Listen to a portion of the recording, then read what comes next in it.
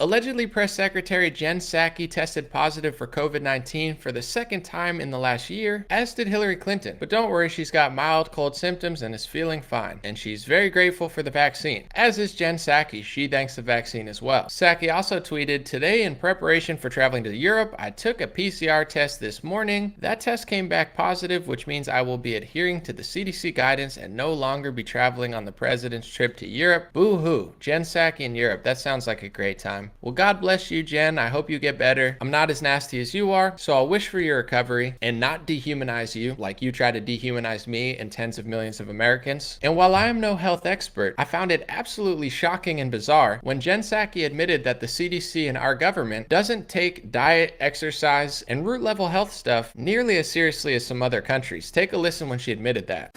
On COVID, we've seen an effort from a few other countries to include a push for living a healthier lifestyle as part of its pandemic response. There's been studies indicating efforts like weight loss could help prevent some of the more serious effects of COVID-19. Why isn't the president included a push for healthier lifestyles in his COVID messaging in addition to pushing Americans to get vaccinated? First, we rely on the advice and guidance of our public health officials on how to best protect yourself from hospitalization and death from COVID. And we know that the most effective steps anyone can take are to get vaccinated, get boosted, wear a mask. And those are the steps that we're certainly focusing on. If they decide those are steps that are warranted and have a huge impact on outcomes, and they want to share those, we'd certainly echo those. But we really refer to our public health officials and experts.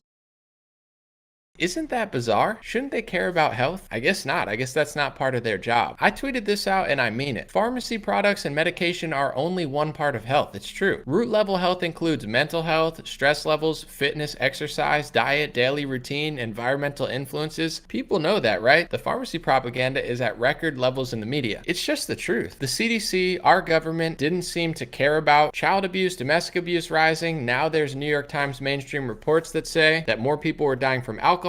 The other year we had a record number of opioid overdoses. Childhood obesity rose. Are they going to do a study on the millions of people that they hurt, killed, and made less healthy, and over time how many people die earlier because of the mistakes that they made and the authoritarianism that they made with no care for root level health? I mean, I'm not trying to be rude, but how dumb do you have to be to believe that these people care about your health when they're literally admitting on camera that they don't think about most levels of health? I don't care how pro-COVID vaccine or pro-pharmacy you are. If you think that that's all you need to do to be healthy and that's the whole equation and the whole pie chart of health, I'm sorry, but you've either been brainwashed, you're dumb, you've been misled, you're naive. I don't really know. But it's shocking that so many people are going along with this and acting like you can't possibly question this. Once again, I just want to show people the clip of Rochelle Walensky, CDC director, by the way, admitting that it was her optimism that led to her bad information, bad intel, and completely wrong analysis of how the COVID vaccine would work. Could we have improved?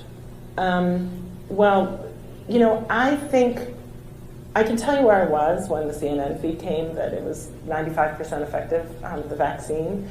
So many of us wanted to be hopeful. So many of us wanted to say, okay, this is our ticket out, right? Now we're done. So I think we had perhaps too little caution and too much optimism for some good things that came our way. I really do. I think all of us wanted this to be done.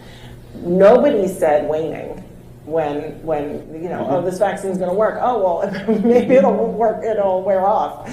Nobody said, well, what if the next variant it's not as potent against the next variant.